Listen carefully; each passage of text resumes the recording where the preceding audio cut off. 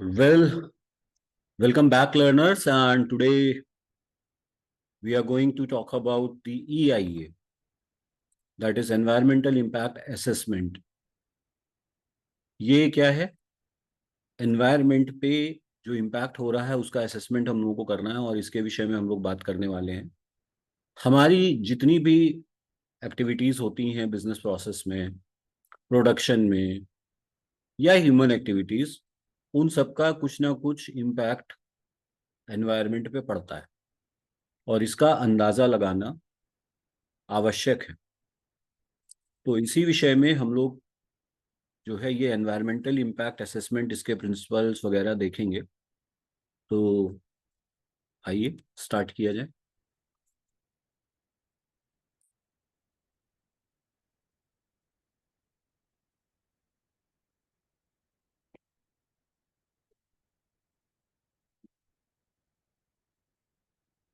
So, environmental impact assessment is a systematic process for evaluating the potential environment impact of proposed projects, policies, or activities before they are carried out. It aims to identify, predict, and mitigate adverse effects on the environment and human health while promoting sustainable development. अर्थात इसका क्या मतलब हुआ? इसका मतलब हुआ कि environmental impact assessment जो है ये एक प्रोसेस है जो पोटेंशियल एनवायरमेंटल इम्पैक्ट, किसी चीज से पड़ सकने वाला जो एनवायरमेंट पे प्रभाव है उसकी गणना करता है, उसको कैलकुलेट करता है, उसको पता लगाता है। किन चीजों का? प्रोजेक्ट्स का जो हम करने जा रहे हैं, पॉलिसीज जो हम बनाने जा रहे हैं, या एक्टिविटीज। और कब? Before they are carried out, माने उनको करने से पहले ही हम ये पता लगाएंगे कि हमारे इस क्रिया का क्या प्रभाव या दुष्प्रभाव एनवायरनमेंट पे पड़ेगा। इट एम्स टू आइडेंटिफाई, ये टारगेट करता है किसको? आइडेंटिफाई करने को, प्रिडिक्ट करने को, पूर्वानुमान लगाने को, और मिटिगेट करने को, एडवर्स इफेक्ट जो एनवायरनमेंट पे दुष्प्रभाव पड़ने जा रहे हैं उनका पूर्वानुमान लगा के उनसे कैसे बचा जाए। ठीक है। और संघ के साथ ह्यूमन हेल्थ और सस्टेनेबल डेवलपमेंट को वरीयता या बढ़ावा मिले। तो एनवायरमेंट इम्पैक्ट असेसमेंट क्या एक प्रोसेस है जो एक पूर्वानुमान लगाएगा कि हम जो कुछ भी करने जा रहे हैं, मान लीजिए कहीं कोई ब्रिज बनने वाला है, कहीं पे कोई बिल्डिंग बनने वाली है, कहीं पे कोई फैक्ट्री लगने वाली है, तो उस कोई भी इस तरीके की एक्टिविटी का या कोई पॉलिसी का या किसी प्रोजेक्ट का हमारे एनवायरनमेंट पे क्या प्रभाव पड़ने वाला है और उससे पड़ने वाले दुष्प्रभाव को कैसे बचाया जाए, कैसे रोका जाए। तो इन चीजों पे आधारित होकर के हम लोग ये एनवायरमेंटल इम्पैक्ट असेसमेंट करते हैं। इसकी डेफिनेशन जरा देखिए। Environmental impact assessment is a systematic process for evaluating the potential environmental consequences of a proposed project, policy, or activity. So it aims to identify, predict, and assess the environmental impact of proposed actions, allowing decision makers to make informed choices and mitigate adverse effects. मतलब वही है कि systematic process है potential environmental consequences का किसी भी proposed.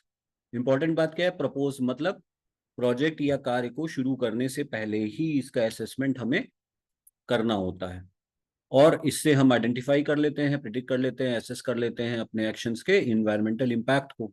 तो जो डिसीजन मेकर्स होते हैं वो उसी के अकॉर्डिंग चॉइसेस लेते हैं या डिसीजन लेते हैं और उस एडवर्स इफेक्ट से बचने का प्रयास करते हैं, उसको मिटिगेट कर लेते हैं। तो ये तो हो गई इसकी definition.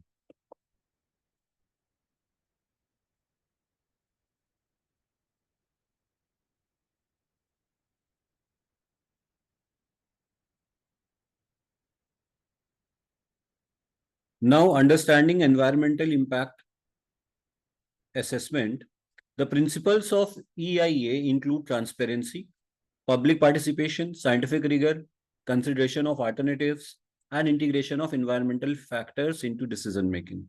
It seeks to balance socio-economic development with environmental protection, which promotes sustainable development and the well-being of present and future generations. So this EIA, it includes transparency. ये पारदर्शी तरीके से साथ में लोगों की सहभागिता से पब्लिक पार्टिसिपेशन करके साइंटिफिक रिगर के साथ वैज्ञानिक सोच के साथ जो है अलग अलग विकल्पों को कंसीडर करता है और फिर उसमें एनवायरमेंटल फैक्टर्स पे इम्पैक्ट देख करके डिसीजन मेकर को हेल्प करता है, जिससे कि वो ये देख सके कि हम कौन से विकल्प को चुने जिससे कि एनवायरमेंट पे दुष्प्रभाव कम से कम हो। ये सोशियो इकोनॉमिक डेवलपमेंट और एनवायरमेंट, देखिए दोनों को लेके चलना है, चाहे वो सोशियो इकोनॉमिक डेवलपमेंट हो या एनवायरमेंटल प्रोटेक्शन हो। ऐसा नहीं है कि एक की कॉस्ट पे आप दूसरे को डिनाई कर दें। तो एनवायरमेंटल प्रोटेक्शन के लिए आप स्टेप्स लें, लेकिन सोशियो इकोनॉमिक डेवलपमेंट का भी ख्याल रखें। सिमिलरली डेवलपमेंट इस प्रकार से करें कि एनवायरमेंटल प्रोटेक्शन मेंटेन रहे। तो सस्टेनेबल डेवलपमेंट को प्रमोट करने के लिए इसकी आवश्यकता पड़ती है, इससे कि आने वाली जनरेशंस, प्रेजेंट और फ्यूचर जनरेशंस जो हैं, उनका वेलबींग, उनका वेलफेयर बना रहे। अब किस प्रकार करते हैं ये? पहला स्टेप इसका स्क्रीनिंग है। Screening involves determining that whether a proposed project or activity is likely to have a significant environmental impact that requires a detailed assessment. Screening criteria may include project size, location, sensitivity of the environment, and potential impact on protected areas or endangered species.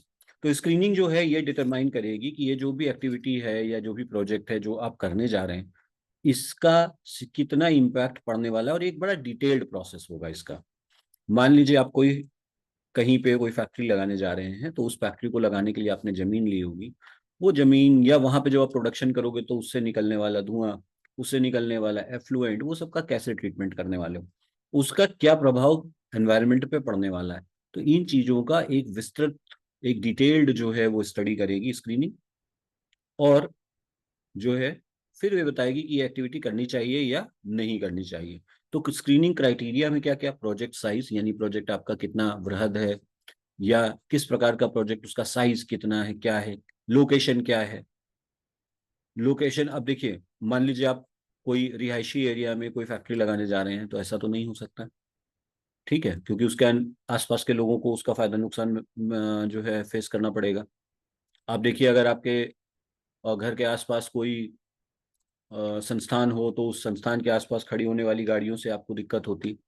तो इसी प्रकार से अगर कोई factory या कोई ऐसा आप ऐसी जगह लगा लेते हैं, तो वहाँ के आसपास के लोगों को भी पॉल्यूशन से, उससे व्हीकल्स के मूवमेंट से, आपके जो भी रॉ मटेरियल है उससे, उसके मूवमेंट से, प्लस आपके जो एफ्लुएंट निकल रहे हैं उससे समस्या हो सकती है। तो इसका पूरा असेसमेंट वो करेंगे। एनवायरनमेंट आपके यहाँ कैसा है, कैसी सेंसिटिविटी है उसकी, कितना प्रोन है, कितना वल्नरेबल है थ्रेट्स को लेकर के, और आपके काम का जो इम्पैक्ट है वो प्रोटेक्टेड एरियाज या इंडेंजर्ड स्पीशीज पे तो नहीं पड़ रहा। तो इन चीजों को आप जो है इसमें ध्यान देने वाले हैं। Then scoping. स्कोपिंग जो है ये क्या करेगा? ये बाउंड्रीज डिफाइन करेगा, ये वो सीमाएं निर्धारित करेगा कि आपकी स्टडी का स्कोप क्या होगा, वो कौन से प्रमुख एनवायरमेंटल इश्यूज होंगे, और वो उनके पोटेंशियल इम्पैक्ट्स क्या होंगे, और वो कौन से स्टेक होल्डर्स होंगे जिनको आपको कंसल्ट करना है। ये सब काम आप जो है स्कोपिंग में डिफाइन करेंगे। तो स्कोपिंग जो है ये पूरे ईआईए को रेलेवेंट इश्यूज से जोड़ के रखता है, उस पर केंद्रित करता है और इंश्योर करता है कि हर एक प्रकार के जो सिग्निफिकेंट एनवायरमेंटल इम्पैक्ट होने वाले हैं उन्हें एडिक्वेटली एड्रेस किया जाए, उनको प्रॉपर तरीके से उनका निष्पादन किया जाए, उनको स्टडी किया जाए, ध्यान में रख करके कार्य किया जाए, ठीक है। तो एनवायरमेंटल इम्पैक्ट का असेसमेंट कितना करना है, कहाँ तक करना है, उसकी सीमाएं क्या है, उसमें क्या फैक्टर्स रखने हैं, पोटेंशियल इम्पैक्ट क्या है, कौन से स्टेक होल्डर, सब चीज जो है ये पार्ट है आपका स्कोपिंग का। फिर फाइनली आपका इम्पैक्ट असेसमेंट। तो impact assessment involves identifying, predicting and evaluating the potential environmental, social and health impact of the proposed project or activity. It includes assessing direct and indirect impacts, cumulative effects, alternative to the proposed actions also.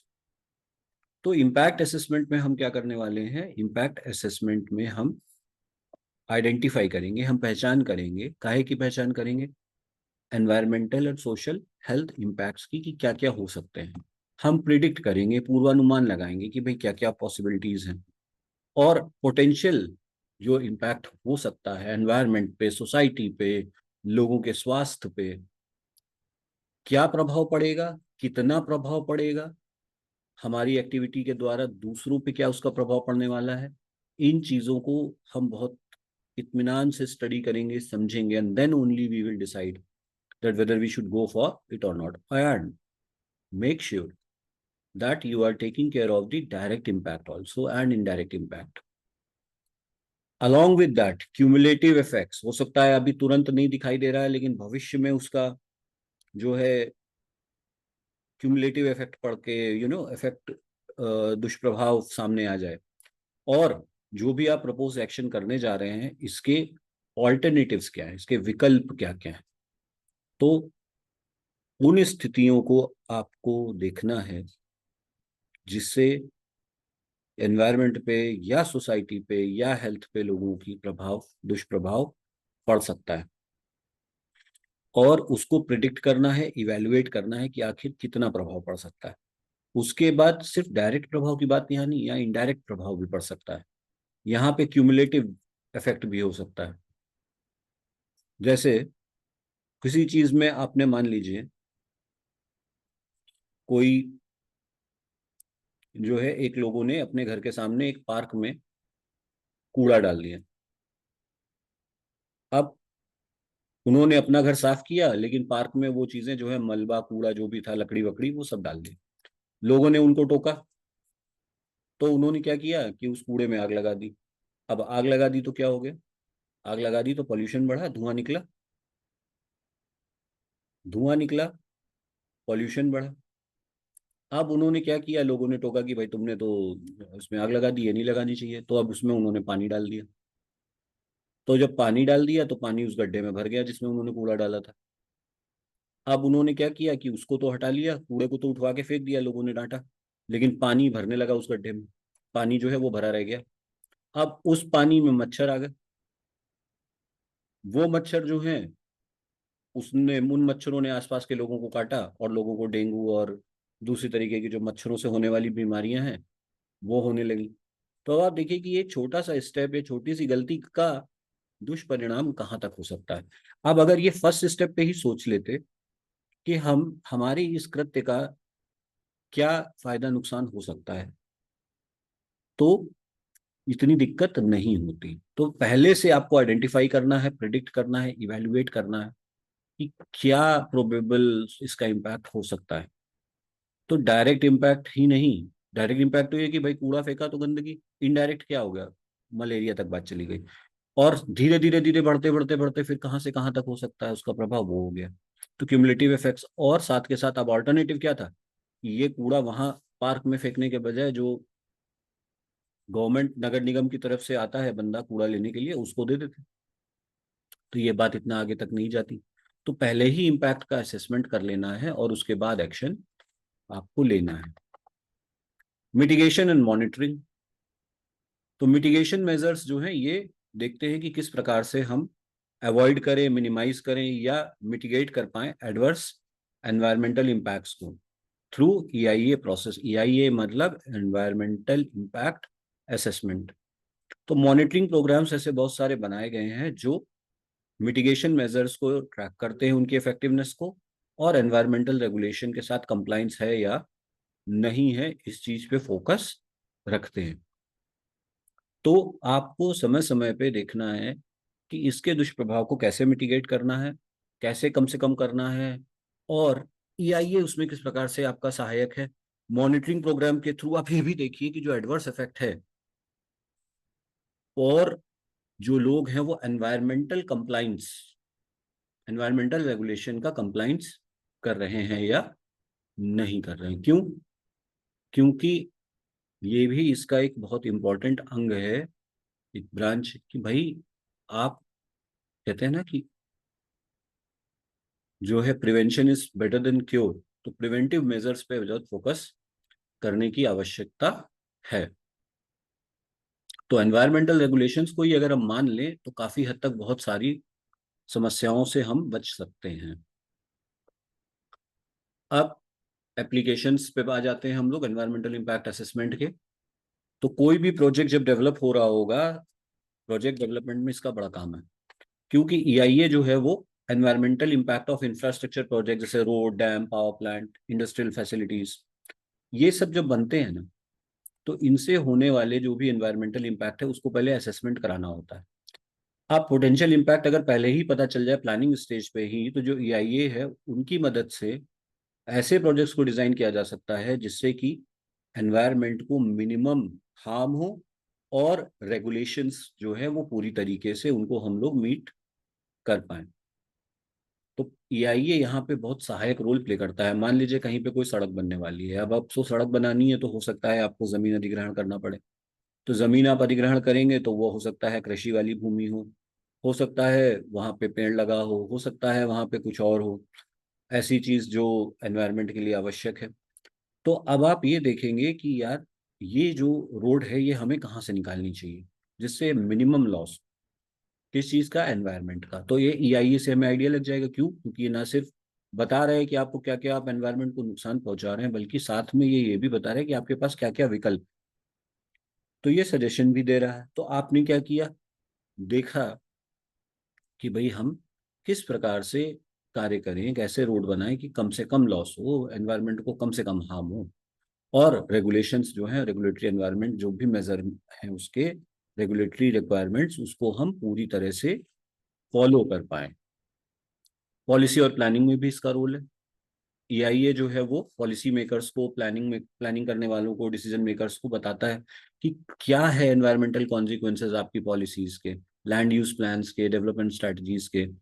Integrated assessments किए जाते हैं, strategic environment assessment किए जाते हैं, sustainability assessments किए जाते हैं, जिससे ये इंश्योर किया जाए कि जो एनवायरमेंटल कंसिडरेशंस हैं वो डिसीजन मेकिंग का पार्ट हो। भाई आपने डिसाइड किया कि हम किसी एक गांव में जमीन ले करके वहां पे कोई परियोजना शुरू कर देते हैं, और उस परियोजना से रिलेटेड आपने प्लान बनाया, पॉलिसी बनाई, सब कुछ किया, डेवलपमेंट की स्ट्रैटेजी बनाई। मगर अगर आपके जहन में एनवायरमेंटल इम्पैक्ट भी चल रहा है जो कि ईआईए के थ्रू आपको मालूम है, तो आप क्या करेंगे, अपने डिसीजन लेते वक्त आप इन चीजों को भी उसमें शामिल करेंगे। तो जब आप उसमें उसे शामिल कर लेंगे तो क्या होगा, तो आपके उस डिसीजन से एनवायरनमेंट को कम से कम नुकसान होगा, क्योंकि आप वही विकल्प चुनेंगे जो एनवायरनमेंट के लिए बेहतर होंगे। तो इसको करके फायदा यही हो रहा है कि डिसीजन जब हम लेने जा रहे हैं तो एनवायरमेंटल कंसर्न को भी हम उसमें कंसीडर कर रहे हैं। ऐसा नहीं है कि हम एनवायरनमेंट को इग्नोर करके कोई भी निर्णय लेने जा रहे हैं। नेचुरल रिसोर्स मैनेजमेंट में भी ईआईए का रोल है। किस प्रकार है, क्योंकि ये माइनिंग, फॉरेस्ट्री, एग्रीकल्चर, इस तरीके की जो एक्टिविटीज हैं उनका क्या दुष्प्रभाव पड़ने वाला है उसको भी बताता है। तो इससे फायदा ये होता है कि भाई हम उस प्रकार से कार्य करें जिससे हमारे किए हुए कार्य से दूसरे को समस्या, जो दूसरी स्पीशीज हैं, बायोडाइवर्सिटी वगैरह है, ओवरऑल जो एनवायरनमेंट है उस पर दुष्प्रभाव ना पड़े। तो नेचुरल रिसोर्स मैनेजमेंट में भी मदद ये कर रहा है, असेसमेंट कर रहा है एनवायरमेंटल एक्टिविटीज का कि भाई माइनिंग करेंगे तो वहां पे क्या प्रभाव पड़ने वाला है, फॉरेस्ट्री, जंगल पे कुछ कर रहे हैं तो क्या होगा, मान लो टिम्बर के लिए पेड़ काटे जा रहे हैं तो क्या होगा, मिनरल्स जमीन से निकाल ले रहे हो तो क्या होगा, एग्रीकल्चर कर रहे हैं कहीं पे, किस चीज को उगा रहे हैं, किस चीज की खेती कर रहे हैं, उसका क्या फायदा नुकसान है। तो bye incorporating environmental consideration, bye incorporating environmental consideration into resource management decisions, EIA helps protect ecosystem, biodiversity and ecosystem services। तीन चीजों पे ये प्रभाव डाल रहा है। और कैसे डाल रहा है, ये पहले से ही एनवायरमेंटल कंसिडरेशन को आपके रिसोर्स मैनेजमेंट डिसीजंस का पार्ट बना दे रहा है। तो आपका इकोसिस्टम भी बच रहा है, बायोडाइवर्सिटी भी बच रही है, और उससे रिलेटेड जो सर्विसेज हैं वो भी इंटैक्ट है, वो भी बच रही। तो इसका एक बड़ा ही महत्वपूर्ण रोल है। अब challenges and limitations। कोई भी चीज देखिए होगी, कोई भी चीज, तो उसकी अपनी सीमाएं जरूर होंगी, और उन्हीं सीमाओं के विषय में हम लोग अब चर्चा करने वाले हैं कि EIA की लिमिटेशंस क्या है। Right. So let's talk about the first challenge. And it says that EIA requires reliable data on environmental conditions, baseline assessments, and potential impact, which may be lacking or incomplete. देखो, ये कोई भी data analysis जब हम करने जा रहे होते हैं, तो उसके लिए रिलायबल डेटा का मिलना बड़ा आवश्यक है। रिलायबल डेटा कैसा? रिलायबल डेटा जो है वो एनवायरमेंटल कंडीशंस पे अवेलेबल है कि नहीं, बेसलाइन वहां पे जाके काम किया गया है नहीं किया गया है, पोटेंशियल इम्पैक्ट्स क्या है, तो उसको जानने के लिए जो डेटा चाहिए वो प्रॉपर होना चाहिए। अब कई बार वो इनकम्प्लीट होता है या पूरा नहीं होता, ठीक है। तो वो डेटा की रिलायबिलिटी एक बहुत बड़ा इशू है। रिलायबिलिटी का एक मैं आपको उदाहरण देता हूँ। जैसे मान लीजिए आप कुछ लोगों से कुछ क्वेश्चनर फिल करवा रहे हैं, और आपने उनसे जब जब आप उनसे कोई ऐसी चीज पूछेंगे जो नैतिकता से जुड़ी हुई होगी, तो वो हमेशा हाँ ही बोलेंगे कि हाँ वो बहुत अच्छे से उसको फॉलो करते हैं। लेकिन जब उसी बात को आप घुमा फिरा के पूछेंगे तब सच सामने आएगा। तो वो व्यक्ति एक्चुअली सच बोल रहा है या नहीं है, या कंसिस्टेंट है कि नहीं, ये जानना बड़ा आवश्यक है। तो कई बार ऐसी स्थिति बन जाएगी जहाँ पे जो डेटा है, जो हमारे को उपलब्ध हो रहा है, जिसके आधार पे हम निर्णय लेने जा रहे हैं, उसमें गैप है। और अगर वहां पे वैक्यूम है, गड़बड़ है, गैप है, तो क्या होगा, या आधा अधूरा डेटा है, तो हमको सही एक्यूरेसी नहीं मिलेगी। तो जो फाइंडिंग्स होंगी वो भी उतना ज्यादा विश्वसनीय नहीं होंगी। तो क्या होगा, तो अपर्याप्त पड़ जाएंगे। जो भी हम चीजें, जो मिटिगेशन मेजर्स हम करने जा रहे हैं, जो हम सुधार के लिए जो भी क्रियाएं करने जा रहे हैं, वो अधूरी रह जाएंगी, और डिसीजन मेकिंग भी ठीक से नहीं होगी। तो इन गैप्स को और अनसर्टेनिटीज को देखना पड़ेगा। डेटा की रिलायबिलिटी पे बहुत विशेष जोर देना, ये एक बहुत बड़ा लिमिटेशन है। फिर आपका stakeholders engagement. Stakeholder मैंने आपको बताया था कि हर वो व्यक्ति जो उस चीज से प्रभावित है, वो उसका स्टेक होल्डर है। तो स्टेक होल्डर्स को शामिल करना बड़ा इंपॉर्टेंट है, लेकिन सारे स्टेक होल्डर आपका साथ दें, आपके साथ पार्टिसिपेट करें इफेक्टिवली, ये थोड़ा सा जरा कठिन कार्य है। ऐसा आवश्यक नहीं। क्यों? क्योंकि पावर इम्बैलेंसेस है, कॉन्फ्लिक्ट ऑफ इंटरेस्ट है, इनएडिक्वेट कंसल्टेशन प्रोसेस है। इन चीजों से जो इफेक्टिवनेस है स्टेक होल्डर्स के एंगेजमेंट की EIA में, वो वीक हो जाती है। तो आप ये गौर रखें, ध्यान रखें कि स्टेक होल्डर्स को प्रॉपर तरीके से इंगेज करना, ये एक बड़ा चैलेंज है।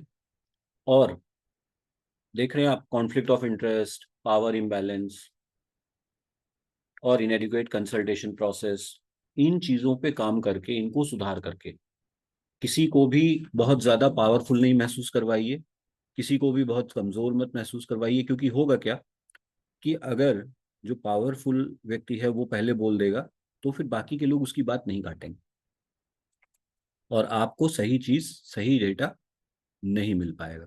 तो पावर इम्बैलेंसेस को चेक करिए, कॉन्फ्लिक्ट ऑफ इंटरेस्ट को चेक करिए कि आपको पता चला जिससे पूछने जा रहे हैं वो खुद ही फैक्ट्री खोल रहा है, उसको उससे प्रॉफिट होना है, या वो खुद उसमें रॉ मटेरियल का सप्लायर बनने जा रहा है। तो वो क्या करेगा, वो तो चाहेगा ना कि ये फैक्ट्री खुल जाए, वो सही बात कहाँ बताएगा। तो कॉन्फ्लिक्ट ऑफ इंटरेस्ट को भी चेक करिए, पावर इम्बैलेंसेस को चेक करिए, प्रोसेस भी ठीक से पूछना है, कंसल्टेशन ढंग से करनी है, समय दे के करनी है। उसको सिर्फ टालू प्रोसेस मत बनाइए कि हाँ, just for the sake of it you are doing it, then there is like no point in having it. So stakeholder engagement is a limitation, and one need to address it properly. Then cumulative effects and indirect impacts. Many a times what happens is that we take into consideration the direct and indirect impacts. But what about the cumulative impacts, or the impacts which we are going to realize in future? So assessing the cumulative effect and indirect impact of multiple projects and activities is very complex, and it requires comprehensive data, models and analytical tools. तो cumulative effect जो है assessment का, ये हमेशा से बड़ा ही challenging रहा है, जिससे कि लॉन्ग टर्म आप जो है और ओवरऑल इम्पैक्ट जो समय के साथ इम्पैक्ट आता है वो आप देख सकें, और स्पेशली इस डायनेमिक और इंटरकनेक्टेड इकोसिस्टम पे। तो बहुत बार डायरेक्ट इम्पैक्ट होगा जो आपको तुरंत दिखाई दे रहा है, बहुत बार इनडायरेक्ट होगा, बहुत बार जो इम्पैक्ट है वो इतना धीरे धीरे हो रहा है, स्लो पॉइजन के जैसे, कि वो पॉइजनस पॉइजनस तो कर रहा है लेकिन धीरे धीरे कर रहा है, तो वो समय लेगा। अब वो कितना समय ले लेगा ये पता नहीं, लेकिन उसका प्रभाव पड़ रहा है, पड़ रहा है, पड़ रहा है। तो जैसे कहते हैं बूंद बूंद से सागर भरती है, ऐसे ही ये थोड़ी थोड़ी चूक से बहुत बड़ी बड़ी समस्याएं भी बनती हैं। तो इनको आपको कंसीडर करना पड़ेगा। फिर इस EIA में नए ट्रेंड्स क्या चल रहे हैं? नए ट्रेंड्स हैं, पहला तो आपका स्ट्रैटेजिक एनवायरमेंटल असेसमेंट, यानी कि जो स्ट्रैटेजिक डिसीजन मेकिंग प्रोसेस है, पॉलिसी है, प्लान है, प्रोग्राम लेवल है, वहां पे एनवायरमेंटल कंसिडरेशन को आप पहले से ही इंटीग्रेट करेंगे, ये SEA कहता है। तो सस्टेनेबल डेवलपमेंट जो है आपके प्लान का ही हिस्सा है, पॉलिसी का हिस्सा है, प्रोग्राम का हिस्सा है, even before they are implemented. मतलब कहने का ये है कि पहले क्या होता था कि हम लोग कोई काम कर लेते थे, फिर हम सोचते थे कि यार इसका कोई एनवायरनमेंट पे बुरा प्रभाव तो नहीं पड़ने वाला है। पर अब कोई भी काम करने से पहले ही हमारी पॉलिसी का पार्ट है कि हम ये ध्यान रखें कि इसका एनवायरमेंटल इम्पैक्ट क्या पड़ेगा, क्या होगा, तो उसको पहले ही से हम ध्यान में रख रहे हैं। तो फिर क्या है, जब पहले से हम ध्यान रख के चल रहे हैं, जो चीज पहले हम उसके प्रति इग्नोरेंट थे, उस पर गौर नहीं कर रहे थे, अब हम उसको ध्यान में लेके चलेंगे, तो हमें ज्यादा दिक्कतों का सामना एनवायरमेंटल फ्रंट पे नहीं करना पड़ेगा।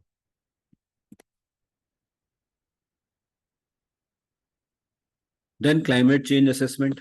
Climate change assessments are increasingly being integrated into EIA and SEA processes to evaluate the potential impact of projects and policies on climate change and vice versa. तो SEA के बाद आपका क्लाइमेट चेंज असेसमेंट है। Climate change assessment में आप क्या कर रहे हैं कि आप जो भी प्रोजेक्ट बना रहे हैं, पॉलिसी बना रहे हैं, उनका आखिर क्लाइमेट पे क्या असर पड़ने वाला है, या क्लाइमेट का आपके उस पर क्या, दोनों चीजों का आपको पहले से ही ध्यान रखना है। तो क्लाइमेट क्लाइमेट चेंज को एडाप्टेशन उसका करना और मिटिगेशन करना, उससे बचना भी और उसके हिसाब से ढलना भी, दोनों को इनकॉर्पोरेट आप करते हैं, तब जाके आप ग्रीन हाउस गैसेस एमिशंस को कम कर पाते हैं और EIA का सही उपयोग कर पाते हैं। तो SEA हो गया, CCA हो गया और EIA हो गया, ये पहले से ही आप इनको इनकॉर्पोरेट करेंगे तो आप इन एनवायरमेंटल चीजों को हैंडल कर पाएंगे।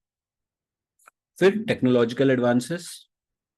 टेक्नोलॉजिकल एडवांसमेंट जैसे GIS है, जोग्राफिकल इंफॉर्मेशन सिस्टम है, रिमोट सेंसिंग है, मॉडलिंग टूल्स हैं।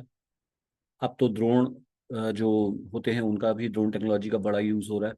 तो इन सब से आप बहुत एक्यूरेटली और बहुत एफिशिएंटली जो है आप असेसमेंट कर सकते हैं। डिजिटल प्लेटफॉर्म्स हैं, online databases, DSS, data sharing, analysis, collaboration, सब चीज़ें हैं।